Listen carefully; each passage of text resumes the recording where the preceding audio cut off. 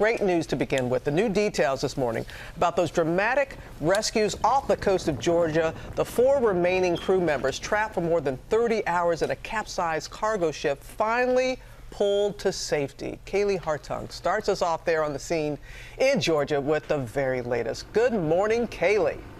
Good morning, Robin. This is a remarkable story of heroics by the 4 men who survived and the rescue crews who freed them. This is the exposed hull of the massive cargo ship. Right there, the ladder in the hole cut as a path to freedom for those 4 crew members. This morning, a heroic rescue caught on tape. This Coast Guard video capturing the moment the final crew member trapped inside the Golden Ray makes his way out of the overturned hull. Rescue workers applauding as he emerges. That man seen here joyously walking off the boat after spending nearly 36 hours trapped in the ship's control room alone with no access to fresh water or food. Captain John Reed, the commander on the scene, thanking his team. The best day of my career because you guys did that. Yeah. All 4 crew members trapped inside the Golden Ray safe after the massive cargo ship capsized off the coast of Georgia Sunday and erupted into flames. The 4 men surviving a battle of life and death, dueling with sweltering temperatures, topping what authorities say felt like 140 degrees. Now finally on dry land, walking around, smiling. Salvage crews navigating dangerous conditions to find 3 men trapped below deck near these propellers. First making a 3-inch hole to let fresh air in, passing them food and water, eventually widening the hole to 2 feet by 2 feet. Then, nearly 2 hours later, the 4th trapped crew member finally freed. The Coast Guard reporting they heard tapping from inside the boat throughout the night Sunday, alerting them to where they should concentrate their retrieval efforts. After working through the night to successfully rescue 20 crew members, The condition is relatively good for having spent close to 34 or 35 hours in the conditions they are in. And they are being treated by emergency medical services. They were subject to some pretty tough conditions. A happy ending to a harrowing ordeal. The rescue crew seen here posing atop the inverted vessel after a successful mission. The maritime community here in Georgia, they are applauding the 4 crew members as heroes. That's because they say these are men who chose to stay on a burning ship. They took responsibility in the engine room and in the control room, right behind these propellers. And they tried to ensure that a bad situation didn't get any worse. And when you see this massive overturned cargo ship and recognize there was no loss of life, it is nothing short of a miracle. Robin? All right, Kaylee, thank you. Joining us now is Salvage Master Sylvia Turvort, who worked with the Coast Guard to save those crew members. Good morning to you. And do you have any idea the condition this morning of the 4 men? The condition, they are doing well at the moment. They were really exhausted when they came out of the casualty yesterday.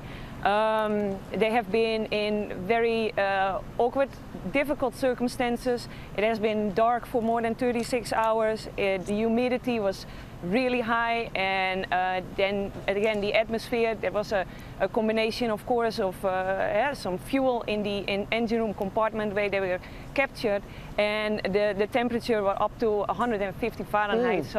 Yeah. So can you just tell us the emotions when the final man was pulled and you knew that he was safe? And everybody was so happy, and I have even heard people talking about tears and all the emotions going on. No, they were really, really excited. I mean, the first 3 were out was one thing, but getting the 4th out, it was an additional challenge. Talk a little bit more about the 4th one. That was really, I mean, it was precarious throughout, but that one in particular was very frightening.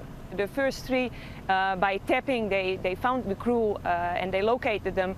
They had drilled a hole in the ship's hull, but just the 3 who were close by. But the 4th one, they had to go through the engine room in the dark. We had, I think, over 24 people on rotation, going in, going out in the circumstances that I just described, to get to the last person who was captured in the engine control room. And they had to do a lot of effort to take out the glass, get it broken, open that space for him to take out the last man. As you said, this was over 30 hours that all of this was going on. The Coast Guard was able to free the first 20 men, but then when they couldn't get to the last 4 in their rescue efforts, they call in your group. And I understand this isn't work that you guys normally do? our normal operation would be salvage, cargo, prevention of pollution, prevention of the environment from any pollution, from any casualty. But the search and rescue operation is normally done by the authorities, the rescue teams, which we are normally not part of. Amazing. A true and total team effort where we're thrilled beyond belief that these 4 men are now safe, and those that put their life on the line to save others. Incredible. Sylvia, thank you very, very much. Please give our best to all. No problem. Thank you very much. I love it. No problem. No problem. I'm glad that they're all safe and that they're doing as well as they are. Yeah. Teamwork, like you said. Hi, everyone. George Stephanopoulos here. Thanks for checking out the ABC News YouTube channel. If you'd like to get more videos, show highlights, and watch live event coverage, click on the right over here to subscribe to our channel. And don't forget to download the ABC News app for breaking news alerts. Thanks for watching.